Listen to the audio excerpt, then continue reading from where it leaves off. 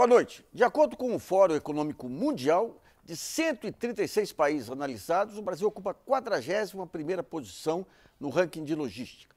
Para tentar melhorar esse quadro, no último dia 15, o governo federal anunciou em Brasília a primeira etapa do Programa de Investimentos em Logística, que irá aplicar 133 bilhões de reais em reformas e construções de ferrovias e rodovias federais através de concessões. Em pronunciamento, a presidente Dilma Rousseff disse que os investimentos iniciais serão direcionados para 9 trechos de rodovia e 12 de ferrovia. Os investimentos em aeroportos e portos devem ser anunciados ainda essa semana. O objetivo do programa é aumentar a escala dos investimentos públicos e privados em infraestrutura de transportes. O pacote ainda criou a Empresa de Planejamento e Logística, a EPL, que será responsável pelo planejamento e desenvolvimento na prestação de serviços e pesquisas na área. A EPL ainda ficará responsável pelo financiamento do trem de alta velocidade. O Brasilianas.org desta segunda-feira vai discutir o pacote de logística. Vamos abordar aí as medidas do pacote, os desafios da integração de modais e os planos para ajustar as estratégias com os problemas históricos que o país enfrenta no setor. Para debater o assunto, recebemos em nosso estúdio de São Paulo o engenheiro da macrologística, Renato Pavan, o consultor do Instituto de Desenvolvimento e Logística, Transporte e Meio Ambiente, IDELT, e ex-secretário municipal de Transportes de São Paulo, Frederico Bucinja, e do nosso estúdio em Brasília, o presidente da Empresa de Planejamento e Logística, Bernardo Figueiredo. Contamos também com a colaboração da jornalista Fernanda Balsalubre. Lembrando que o programa de hoje já foi gravado e as perguntas previamente selecionadas no site www.brasilianas.org no mesmo dia da gravação. Nesse primeiro bloco, vamos entender as medidas que o governo federal preparou para a primeira etapa do Programa de Investimento em Logística. E vamos rever agora a reportagem de Karina Dourado, no Repórter Brasil, apresentada no dia do anúncio das medidas. Vamos ver. As rodovias e ferrovias são um destaque do primeiro pacote de concessões na área de infraestrutura do país. Os recursos chegam a 133 bilhões de reais que devem ser investidos ao longo de 25 anos. Do total, 42 bilhões de reais vão para a duplicação de 7.500 quilômetros da malha viária em 9 rodovias do país. O investimento nessas rodovias será todo privado, feito pelas concessionárias vencedoras das licitações. O pedágio só poderá ser cobrado depois que 10% das obras previstas forem concluídas. 91 bilhões de reais serão destinados para a construção de 10.000 quilômetros de trilhos em 12 ferrovias do país. As parcerias serão público-privadas. O governo vai construir, manter e operar a malha ferroviária. A empresa estatal Valec vai comprar a capacidade de transporte de cargas e revender para concessionárias ou empresas que queiram transportar a própria produção.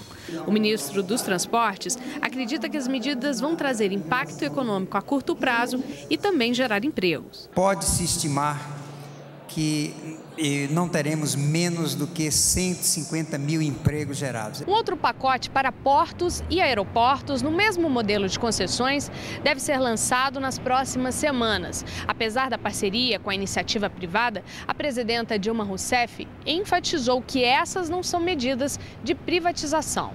Eu hoje estou tentando consertar em ferrovias alguns equívocos cometidos na privatização das ferrovias. É o resgate da participação do investimento privado em ferrovias, mas é também o fortalecimento das estruturas de planejamento e de regulação. O anúncio foi acompanhado por empresários e representantes dos estados. O governador de São Paulo, Geraldo Alckmin, apoiou o modelo apresentado pelo governo. Vai dar certo a proposta, porque o setor privado é preparado, tem crédito, o governo não deve ser executor de tudo e nem financiador de tudo. O programa foi planejado com a participação do setor industrial e tem o objetivo de estimular a competitividade e reduzir custos. Para o empresário Ike Batista, o investimento em infraestrutura se reverte em menos perdas na produção. Nós somos mega eficientes na produção, aí na hora que você transporta isso para exportar, por exemplo, você perde 60% dessa eficiência, você vai pelo ralo, por fato de não ter esses modais de uma maneira eficiente. Bom, vamos primeiro entender um pouquinho as principais obras apresentadas, os principais projetos oferecidos aí. Primeiro com o engenheiro Renato Pavan, que já andou fazendo alguns estudos aí de integração logística no norte e algumas regiões aí. Pavan, que se salientaria de positivo no projeto e de debilidade no projeto? Bom, primeiro eu queria dar boa noite aos telespectadores, agradecer essa oportunidade de estar num programa que realmente lidera aí a opinião, principalmente em relação às causas econômicas, e essa é bastante importante. O que eu vejo são vários aspectos. O primeiro aspecto é de uma importância para mim fundamental, que é a criação da EPL, da Empresa de Planejamento e Logística. Porque quando foi extinto o GEIPOT, não se viabilizou. Vou só explicar para os telespectadores o que foi o GEIPOT. Eu digo, explicar para os telespectadores o que foi o GEIPOT. Tá bom. Não, você explicar. Tá. Não, pode. Então, o GEIPOT, né, era um grupo executivo que cuidava do planejamento de todo o sistema de transporte.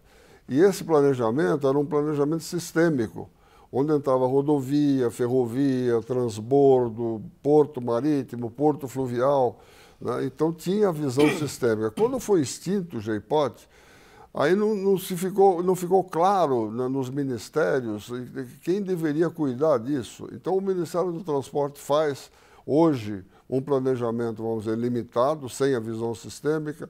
O Ministério do Planejamento também tem um núcleo lá de planejamento. As agências reguladoras passaram a ocupar o papel de planejamento. Quer dizer, então, eu acho que esse foi o grande mérito de voltar a unificar o planejamento, né, do sistema de transporte numa empresa como a EPL. E segundo, né, de ter uma pessoa como o Bernardo Figueiredo, que é um dos técnicos que mais conhece o setor de transporte e tira as coisas do papel. Então, acho que isso foi fundamental. E o terceiro aspecto importante foi a sinalização do governo federal para fazer a parceria com a iniciativa privada. Quer dizer, isso é uma coisa que já devia ter ocorrido há muito tempo, né? Nós não estaríamos numa situação hoje de ameaça de um apagão aí logístico, né? Então, acho que essa foi a terceira, né? E, finalmente, as obras, eu acho que elas ainda vão precisar ser estudadas, vai ter que ter estudo de viabilidade econômica e financeira. Quer dizer que não é garantido que essas obras vão encontrar interessados, todas elas vão encontrar interessados na ponta. Veja, o que a iniciativa privada quer já está perfeitamente explicitado num trabalho que a CNI está fazendo há mais de 3 anos, fazendo o planejamento estratégico do sistema de transporte e logística de todas as regiões brasileiras, onde cada um dos modais foram estudados, as cadeias produtivas foram desmembradas, todas as mesorregiões, são quase de 2.500 fluxos por região, que depois tem uma análise competitiva para saber qual é o mais competitivo, né? E, em seguida, ver também qual é o impacto ambiental que eles provocam. E aí isso tem uma matriz de consistência que escolhe os eixos mais viáveis, e em cada eixo tem todas as obras necessárias para o produto sair da origem até seu destino final no Brasil e no exterior. E essas obras não são necessariamente essas que foram anunciadas? Essas obras que foram anunciadas para concessão, elas se encaixam nesse desenho, não? Então, veja, o Norte Competitivo não tem nenhuma obra aí prevista no Norte Competitivo. No entanto, é um projeto, né, de 30 bilhões, onde 70% é investimento privado, né? Então, o que precisa é o governo complementar. Então, a iniciativa privada faz a ferrovia, mas o governo federal faz a hidrovia. E outra coisa que não aparece nesse pacote é a hidrovia, quer dizer, que é um sistema mais adequado, menos poluente, quer dizer, não entrou no sistema logístico, porque o que está se vendo são pedaços de obra e não um sistema de transporte da origem até o final. Bom, já que entramos na questão da EPL, o Bucinja tem uma visão aí do decreto da EPL que mostra algumas restrições aí para a atuação dela, né? Boa noite aos telespectadores, saúde o Nassif, o Pavan e o Bernardo, que já está conosco, que eu quero saudar. desejar a ele muito boa sorte, que Deus o abençoe. Eu acho que está em muito boas mãos e eu acho que talvez seja a principal coisa do pacote, que além do técnico, é um executivo competente e uma coisa muito importante que eu acho na administração, que é um cara bem-humorado. Eu acho que na administração pública isso é essencial, não perder nem a esperança nem o bom humor, porque vai precisar muito nisso aí. Mas a questão que eu havia levantado em relação às obras que estão aí, eu diria, nós podemos até discutir a hierarquia delas, a prioridade, mas eu acho que ninguém vai dizer que nenhuma delas é importante. É importante ou é irrelevante? Não, é importante. Ah, todas elas são importantes? Todas elas são importantes, tá. Todas elas são necessárias. Existem outras mais, mas eu diria, não há nenhuma restrição em relação a essa, talvez devêssemos aí hierarquizar. Mas a questão que eu levanto é da forma da execuibilidade disso, né? Como nós tirarmos do papel, que eu acho, e aí tem aí uma nuance em relação ao que o Pavão coloca, eu acho que o nosso problema não é de planos. Além dos planos que ele mencionou, feitos pela iniciativa privada, eu digo o que não falta em Brasília é plano. Existe o PNLT na sua segunda e já em terceira versão, PNLT, qual é? Plano Nacional de Logística e Transporte, Plano Nacional de Logística Portuária, Plano Geral de Autógrafos, agora vem o hidroviário. Portanto, nós não temos problema de planos. O nosso problema é como transformar planos em realidade. Aí nós temos dificuldade. O que tem de novo nesse processo, e está aí colocado, é a empresa, né, que já está indicado o Bernardo. Mas a dúvida que eu tive, aliás, é importante até que talvez ele possa esclarecer, é o seguinte, o mecanismo que foi utilizado foi de uma medida provisória que modifica a lei da empresa do trem de alta velocidade. Portanto, ela modifica trechos de lá. E a minha leitura, pode ser que eu esteja enganado, é de que naquilo que diz respeito ao trem de alta velocidade, ela tem funções executivas propriamente. E aí é, inclusive, bastante detalhado em execução de obra, fiscalização. No que diz respeito ao planejamento, é genérico. Eu vejo aqui no artigo 3º que fala que a EPL tem por objeto prestar serviços na área de estudos, planejamento e tal. Ou seja, eu não consegui ver onde é que está a competência para que ela seja, afinal, a planejadora. E, além do mais, as outras competências nos outros ministérios, aparentemente, também não foram eliminadas. Então, eu acho que essa é uma questão que precisaria ser esclarecida, afinal, como efetivamente se dará o planejamento. E, no outro aspecto, na execução, eu acho que aí é o gargalo que nós temos, e não é só nessas obras, nós temos problemas de execução, Brasil afora, governo federal, estaduais, municipais, eu acho que esse é o calcanhar de Aquiles do Brasil. Tá. Bom, vamos apresentar o Bernardo Figueiredo. Boa noite, Bernardo. Qual que vai ser o desenho, digamos, dentro do governo federal para tocar esse plano e qual vai ser especificamente o papel da EPL? Nassif, Renato Pavão, Frederico Bussinja, prazer estar com vocês aqui. A EPL ela vai funcionar como uma instância de apoio aos órgãos executivos. Eu escutei os comentários do Renato Pavão e do Frederico Bussinja, assim, ela efetivamente ela não tem uma função executiva. Ela é um instrumento que a gente está expandindo a possibilidade que ela tinha no trem de alta velocidade, de participar dos empreendimentos, de ser um instrumento do Estado, de ajudar na implementação de um projeto. No caso do TAV, ela vai ser sócia da operadora e ela pode também criar subsidiária integral, participar de empresas de propósitos específicos. Então, ela pode ser um instrumento que vai além da função planejadora. Mas as instâncias executivas permanecem nos ministérios, nas agências e nas empresas dos diversos ministérios. A Valec, mais especificamente, nesse programa de ferrovias. Nessa primeira etapa, a EPL vai cuidar de garantir que a execução se dê nos prazos que estão definidos e fazer o controle de qualidade dos projetos. Então, nós estamos organizando, junto com o Ministério de Transportes, nesse momento, e depois, quando for lançado o programa portuário, também com relação à CEP, nós vamos apoiar e eventualmente, executar alguns dos projetos, alguns dos estudos que são necessários para fazer essas concessões. Eu queria só comentar a respeito do que o Pavan colocou no início, que as hidrovias estão fora porque nós ainda não conseguimos conceber um modelo de concessão das hidrovias. E nesse programa nós estamos falando estritamente dos investimentos utilizando o instrumento da concessão. E talvez isso não seja aplicável à hidrovia, mas é um assunto que a gente também está estudando. Nós hoje temos algumas hidrovias que são prioritárias, como a do Madeira, do Tocantins, que faz parte desse estudo profundo e brilhante que o Pavan fez aí com a CNI, que já tive a oportunidade de discutir com ele.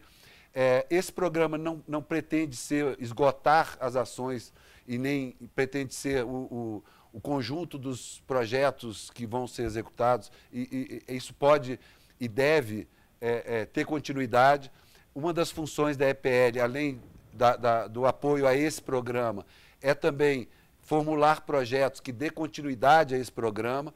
Então, esse programa pode se expandir ao longo do tempo e, com certeza, ele vai ter continuidade após sua implementação. Bernardo, aproveitando, esse ponto que o Pavan coloca da dispersão de centros de decisão, cada qual pensando de forma isolada, de que maneira que está sendo tratado isso no âmbito do governo? Bom, nós antes, agora com a EPL vai ter essa função de integrar todas as ações nas áreas de logística. Então, nós vamos sair como o Pavan colocou bem, assim, o GEIPOT tinha uma função que ele olhava o conjunto das necessidades logísticas do país e formulava os projetos integrados. O Pavan deve se lembrar bem, nós tínhamos aí os corredores de transporte, que garantia que as ações iam ser executadas no tempo e no espaço de forma articulada. Nós vamos passar a fazer isso de forma sistêmica, de forma rotineira. Nessa fase que gerou esse programa, isso foi feito através de uma força-tarefa que o governo criou, que era composta de técnicos e executivos do Ministério de Transportes, da Secretaria de Portos, da Valec, da NTT, e que nós discutimos exaustivamente a articulação dos programas, de forma que o programa ferroviário fosse articulado com o programa portuário, o programa rodoviário, e estamos agora incorporando aí, tentando trazer para essa lógica também o programa aeroportuário. Então, o que era feito no âmbito de uma força-tarefa, agora vai ser feito de uma forma estruturada no âmbito da EPL. Bom, a jornalista Fernanda Balsalobo tem uma questão enviada por um telespectador internauta. Lembrando que o programa é gravado e as perguntas já foram enviadas no dia da gravação. Fernanda. Obrigada, Nassif. Bom, tem uma pergunta do Valdec Pereira de Alcântara, ele é de Salvador, e pergunta o seguinte: como será constituído o corpo técnico da EPL? Haverá concurso? Bom, a pergunta para o Bernardo, então. Como será constituído o corpo técnico da EPL? Nesse primeiro momento, nós vamos trabalhar essencialmente com servidores públicos. A lei autoriza a cessão de servidores para a EPL. O Pavan deve se lembrar disso também, o Frederico também. O GEIPOT era um grande formador de mão de obra para todo o aparato de governo. E a EPL também deve ter uma parte desse papel. E nós vamos selecionar servidores e formar o corpo, o embrião da EPL, esse núcleo inicial que vai começar os trabalhos e vai formular a trajetória estratégica que a EPL vai ter, vai ser formado essencialmente por servidores. Nós vamos também buscar no mercado profissionais capazes que atendam ao perfil que nós precisamos e vamos sim fazer concurso. No primeiro momento, a ideia é fazer uma seleção mais expedita, usando o recurso da contratação temporária, e depois, quando a gente tiver claro a composição do quadro que a EPL deve ter, aí fazendo um concurso para um preenchimento mais definitivo do quadro. Bom, nós vamos fazer um intervalo e voltamos daqui a pouquinho.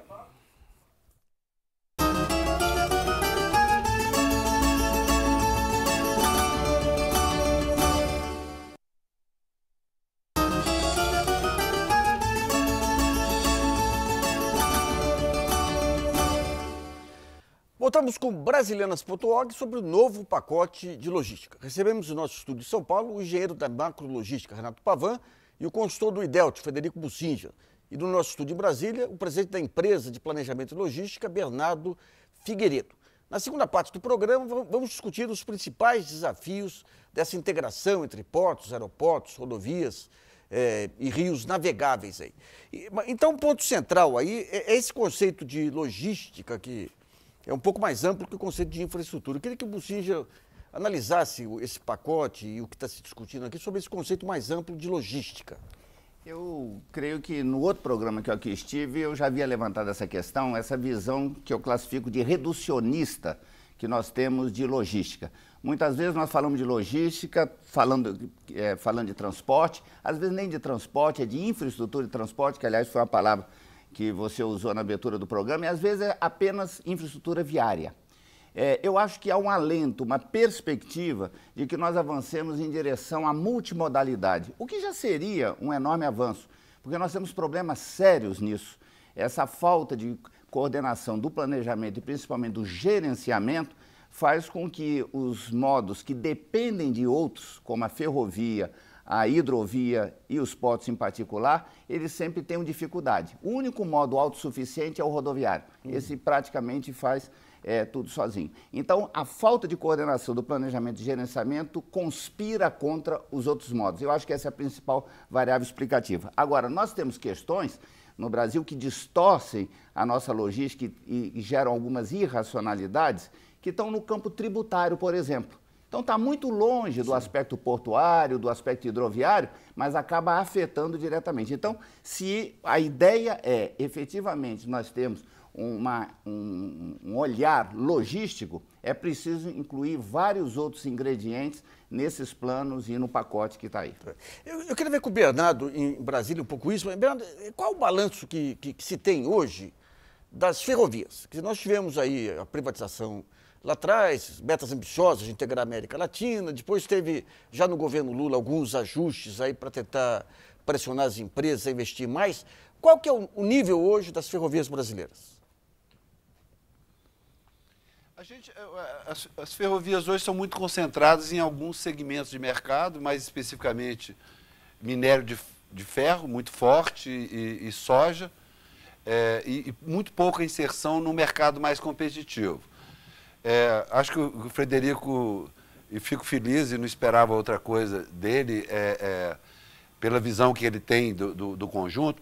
Assim, nós temos que cuidar também da operação, dos operadores. Nós temos o sistema rodoviário com a frota de idade média de 18 anos, motorista dirigindo 19 horas por dia, com excesso de peso no caminhão. Então, assim, isso não pode ser considerado, e não é infraestrutura, e não é via, é operação, né? E não pode ser considerado um ambiente sustentável de longo prazo. Nas ferrovias, nós temos alguma coisa parecida.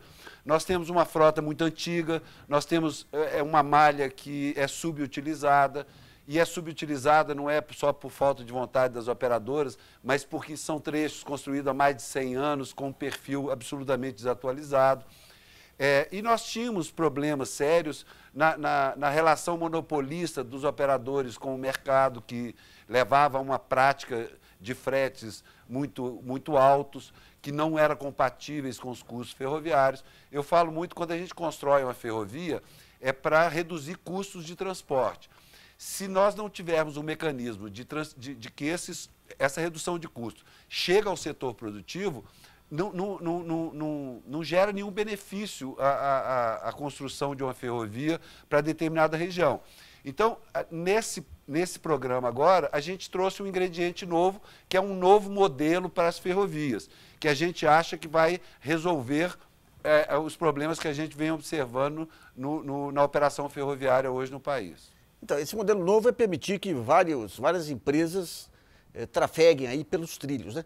Na sua opinião, isso vai criar novos tipos de empresa ou vai simplesmente melhorar a condição desses operadores logísticos já existentes? A expectativa nossa é que isso traga, primeiro, para a ferrovia um ambiente competitivo. Nós vamos ter disputa pela prestação de serviço no sistema ferroviário.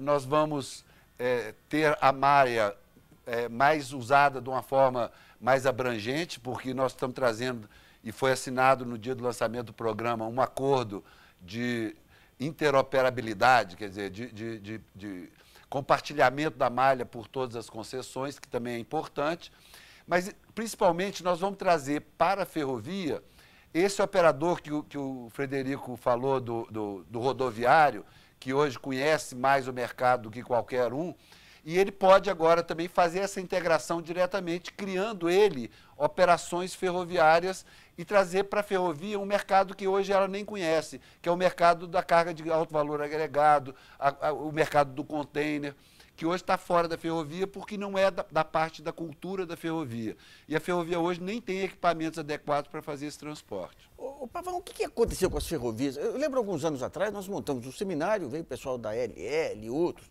mostrando como que eles estavam atuando, pretendiam até, inclusive, fazer entregas de produtos de varejo, laticínios e tudo, até nos supermercados. Havia, mostravam estratégias para competir com caminhões, pegar aqueles trocamentos, fazer trabalho. O que aconteceu que a ferrovia não aconteceu? Bom, em primeiro, eu estava olhando para a câmera, não vi que o meu amigo Bernardo estava aqui à minha direita. Eu quero aproveitar para cumprimentá-lo, dar os parabéns. O Brasil está de parabéns por tê-lo como presidente da EPL. Bom, veja, eu só vou dar alguns parâmetros para a gente poder entender. O Brasil hoje movimenta 1 bilhão e 800 milhões de toneladas de carga. A ferrovia tem 25% disso, quer dizer, ela transporta 453 milhões de toneladas em 20 mil quilômetros de trilha. Agora, se tirar minério de ferro e vale... Bom, se tirar o minério de ferro, representa 353 milhões de toneladas, ou seja, se você tirar o minério de ferro, né, e que é transportado em 2 mil quilômetros de ferrovia, você tem o quê? 100 milhões de toneladas, dos quais 20 milhões é soja, em 18 milhões de quilômetros. Né? E outra questão também, né, a viabilidade de cada modal. Quer dizer, a gente sabe no mundo inteiro, quer dizer, distâncias de 500 quilômetros, a ferrovia é imbatível. Desculpe, a rodovia é imbatível. A rodovia? Né? Em uma distância de 500 quilômetros. Até 500. Rodovia, 1.000 quilômetros ferrovia, 2.000 quilômetros de hidrovia. Tá. Né? E a distância média das ferrovias brasileiras é de 670 quilômetros. Quer dizer, então o que precisa é realmente ter eixos ferroviários, que aliás, né, o Bernardo acompanhou muito e foi um dos artífices da questão de trazer a iniciativa privada para o processo de operação da ferrovia. Já naquela época, nós defendíamos a ideia de ter eixos de integração. Né? E o que acontece é isso. Agora, essas ações que estão sendo feitas, para fazer uma norte-sul, né? E fazer as ferrovias leste-oeste, interligando o norte-sul, vai permitir que outros produtos sejam transportados, né, como acontece nos Estados Unidos, e inclusive a containerização está crescendo muito, né, a gente vai ver trens aí com contêineres de várias empresas, né? Agora vai demorar um certo tempo, quer dizer, nós não vamos ver isso no Brasil, né, antes de 10 anos. Então eu acho que é importantíssimo, né, inclusive toda iniciativa privada, todos devem fazer com que o Congresso aprove a EPL como uma empresa, né, de planejamento logístico integrada, como diz o Dr. Eliezer, door-to-door integrated logistics, quer dizer, da origem do produto até o cliente final. E aí quem alimenta a ferrovia é a rodovia e quem tira na outra ponta também é a rodovia. Então o sistema integrado, com todos os custos de transbordo, de preço de modal, formam a logística que veio do Logisticos, né? Aquele que sabe calcular racionalmente. Então, a questão logística é custo. Bom, vamos a mais uma pergunta que a Fernanda selecionou dos telespectadores. Lembrando que o programa é gravado hoje, as perguntas já foram enviadas aí por e-mail e pelo nosso site no dia da gravação. Tá, a pergunta é do Ricardo Sátio, ele pergunta para o senhor Bernardo. Considerando que os investimentos desse pacote estão distribuídos em boa parte do território nacional, como a EPL lidará com a guerra e a degradação fiscal que esse desenvolvimento competitivo poderá causar? Há previsão de controle do investimento em regiões que provoquem deliberadamente diminuição da arrecadação, principalmente considerando o impacto da diminuição do montante da doação orçamentária que está vinculada à arrecadação dos impostos, como para a educação, a saúde e segurança? Ou essa responsabilidade ou irresponsabilidade não diz respeito à empresa? Bom, Bernardo. A única questão tributária que a gente vai trabalhar, e eu acho que ela é fundamental, e que o Bussinger já se referiu a ela, é a questão da tributação em cima do transporte multimodal.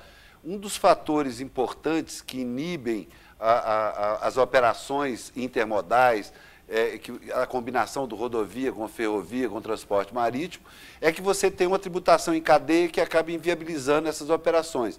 Então, essa questão é uma questão que afeta a logística e que precisa ser trabalhada. Agora, a questão tributária, de uma forma geral, realmente não está no nosso escopo de trabalho. Bom, eu acho que essa questão que a pergunta suscitou e o Bernardo respondeu, mostra que, às vezes, as coisas não são visíveis a olho nu. Por exemplo, essa legislação de operador de transporte multimodal tem uma década e meia.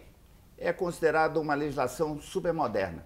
E até hoje nós temos enorme dificuldade de poder fazer operações multimodais. E a razão, uma delas está aí apontada. Então, há uma legislação, mas a vida real não segue esse diapasão. Um exemplo crucial. Nós temos aqui em Presidente Epitácio, nas barrancas do Rio Paraná, um terminal hidroviário de primeiro mundo. De primeiro mundo, tecnologicamente, estruturalmente, equipamento. E chega lá a ferrovia, dentro do terminal. É tudo que se desejava. É tudo que se desejava. Quanto que movimenta na integração hidrovia-ferrovia? Zero. E suprema ironia, o embarque dos caminhões hoje é feito dentro desse terminal hidroviário ferroviário. E qual a razão? A busca da solução para isso tem muitas outras variáveis que estão muito longe dessa estrutura, das vias, dos investimentos e tal. No caso, lá, uma coisa que ficou na inteirinha da resposta do Bernardo é de que, na verdade, os fretes, eles são feitos uns relativos aos outros. Ou seja, na verdade, eu dou um desconto de 5%, 10%, e eu atraso. Então, o transporte rodoviário, ele sempre terá a condição de botar um pouquinho ali abaixo. Então, lá tem os trilhos, lá tem o terminal, lá tem a hidrovia e movimenta zero. Tudo é transportado. Lá do Rio Paraná, 700 quilômetros até o Porto de Santos de caminhão. Essa é a questão que nós precisamos enfrentar. A solução qual é? Eu não entendi ainda o problema e a solução. Veja, eu acho que essa integração no planejamento e no gerenciamento, ela é crucial. Ou seja, isso nós não temos. O planejamento, eu espero que com a EPL, apesar das dúvidas que eu levantei em relação à medida provisória, ela consiga enfrentar isso, apesar de que o Plano Nacional de Logística e Transporte também já falava disso, mas transformar isso na prática depende de uma ação gerencial em relação a isso. E depende também da viabilização, muitas vezes, de estruturas adequadas. Por exemplo, São Paulo, a região metropolitana de São Paulo, tem o privilégio de ter uma malha ferroviária de uns 250 quilômetros, cortando de norte a sul, leste a oeste. Mas se não houver, ao lado da orla ferroviária, espaços para se ter terminais e plataformas logísticas, eu não consigo fazer um embarque e desembarque. É a mesma coisa da hidrovia. Então, eu vou ver o trem passar e não consigo embarcar ou desembarcar. Eu vou ver a embarcação passar na hidrovia e não consigo chegar no rio. Então, essa conjunção do plano e da gestão, ela é crucial e isso no Brasil nós estamos engateando. Bom, vamos a mais um intervalo e Brasilianas.org volta já.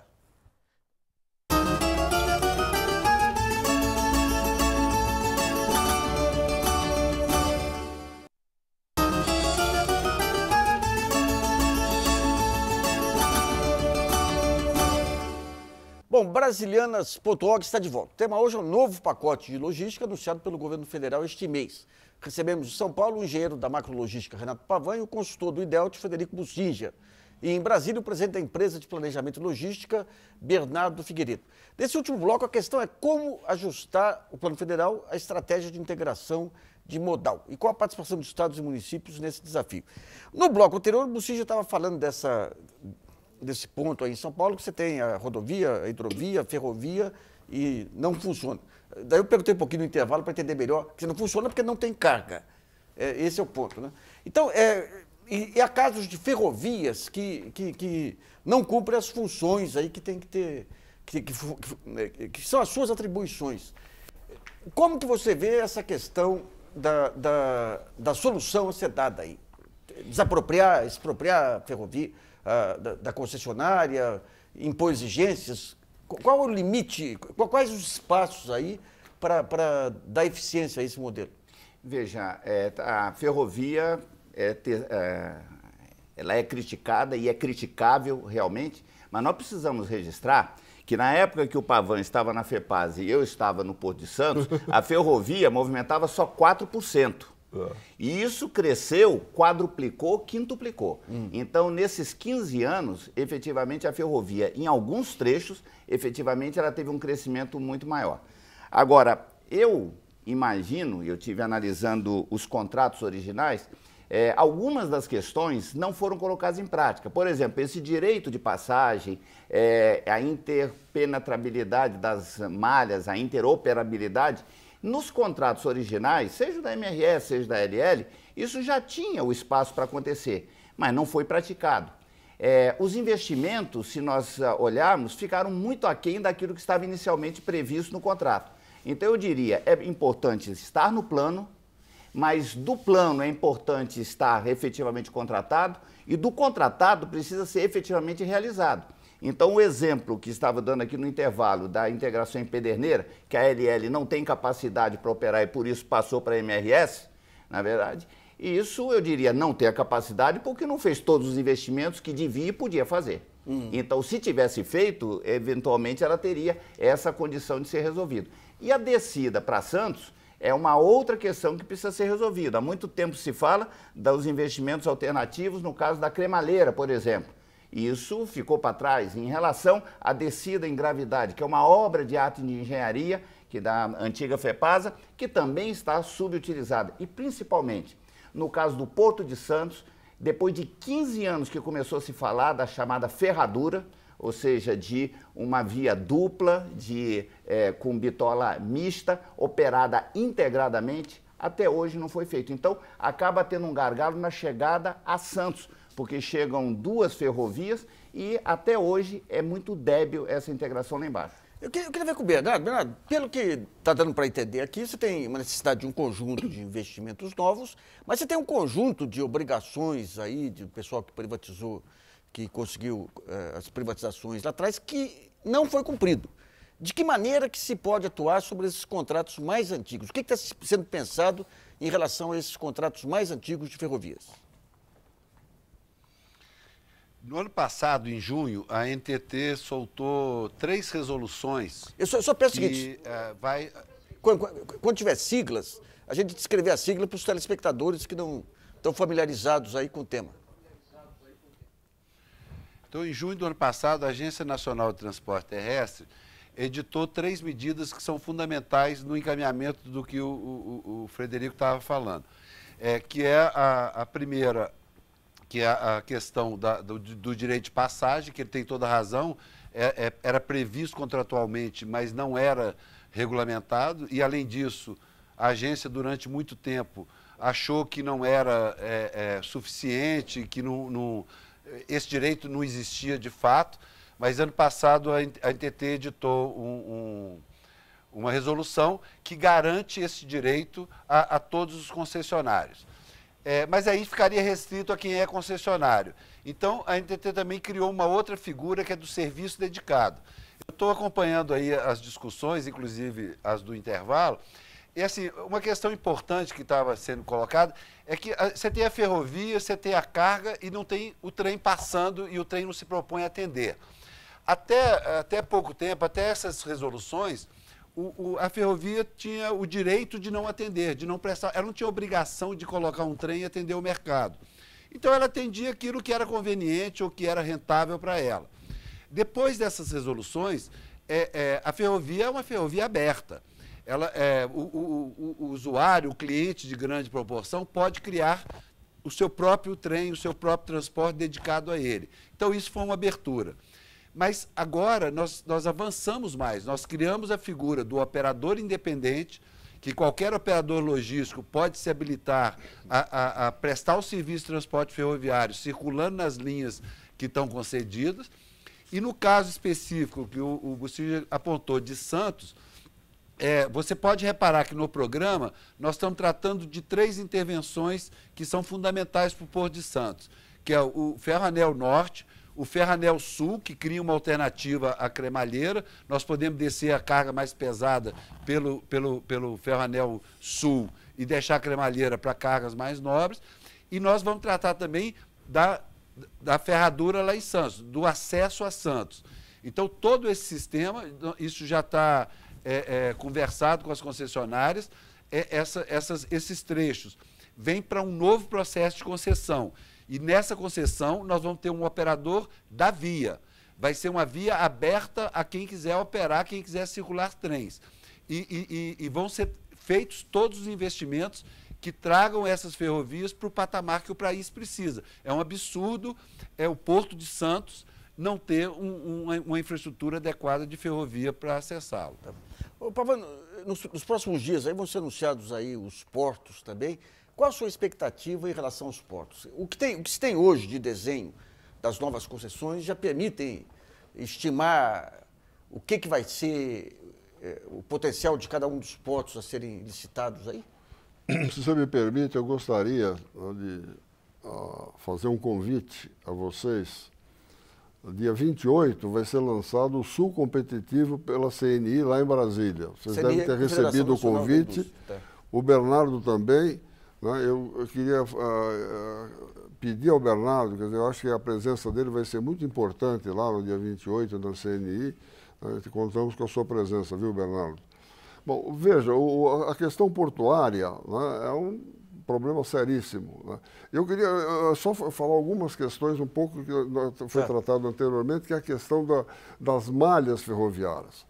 As malhas ferroviárias, nós não concordamos na época com a forma como que foi privatizada ou foi desestatizada a ferrovia, né? Porque foram pedaços de ferrovia que hoje está custando uma fortuna para interligar. Nós queríamos que fossem eixos de transporte que integrasse o país, né? E, inclusive, a própria Norte-Sul também estava embutida nisso.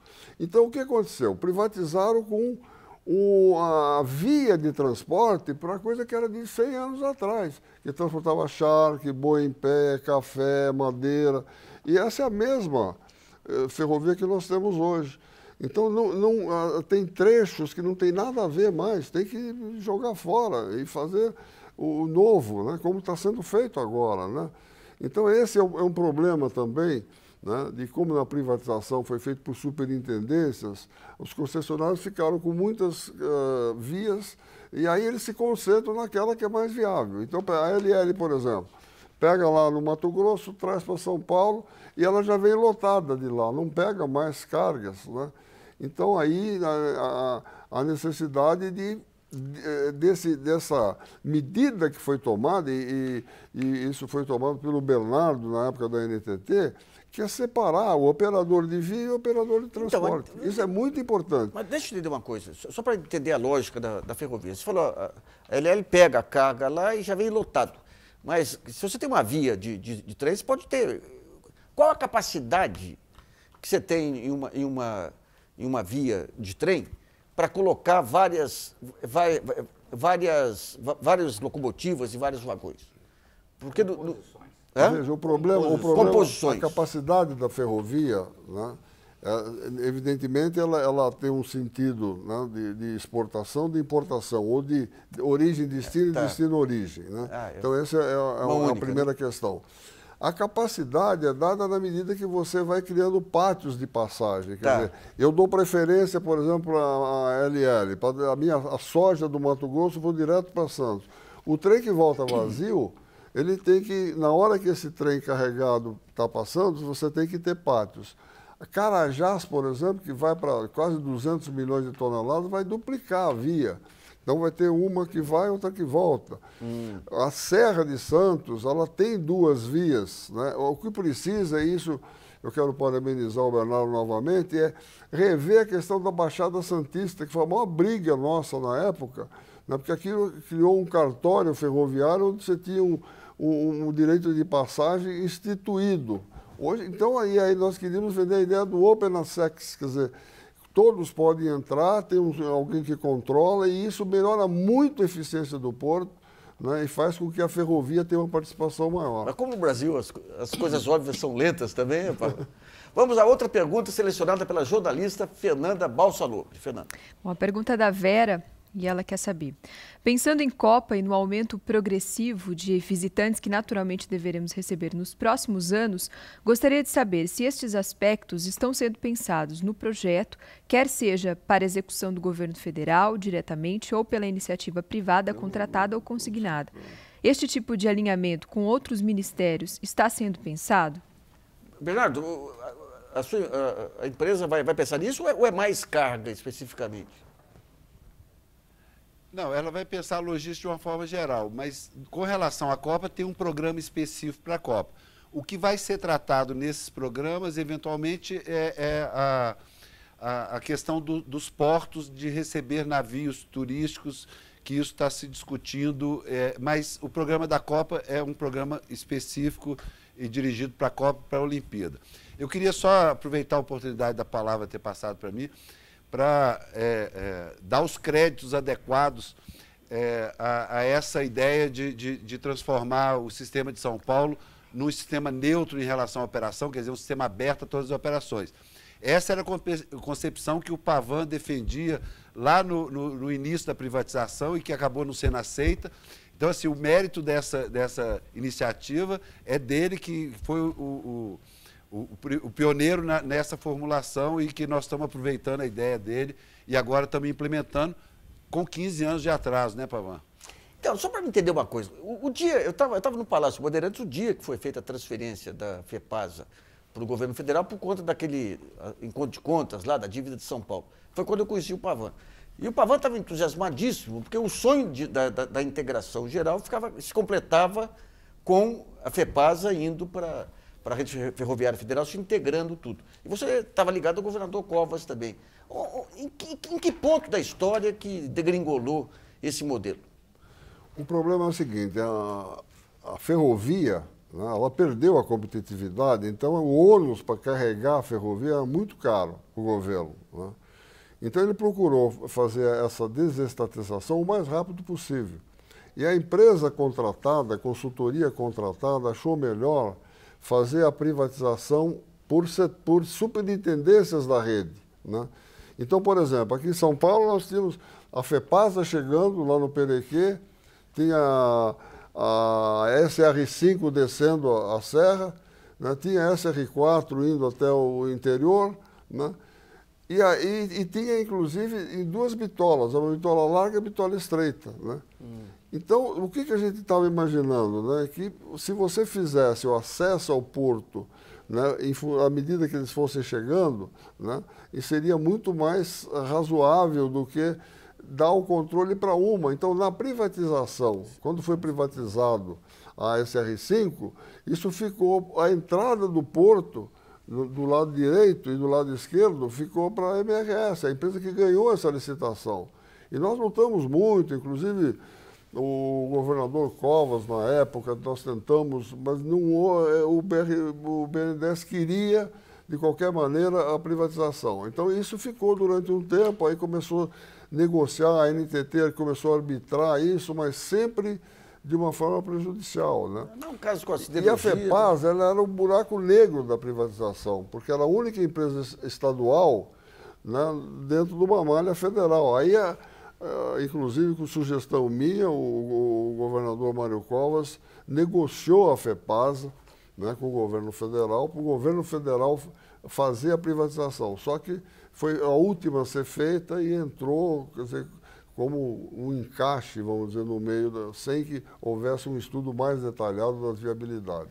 Bom, Brasilianas.org sobre o pacote de logística chega ao fim. Agradeço a participação do engenheiro da macrologística, Renato Pavan, do consultor do IDEL, secretário municipal de Transportes de São Paulo, Frederico Bussinja, e do presidente da empresa de planejamento e logística, Bernardo Figueiredo. E você que nos assiste, muito obrigado. Não deixe de participar do site www.brasilianas.org, mandando perguntas, trabalhos e vídeos. Esse espaço aqui também é seu.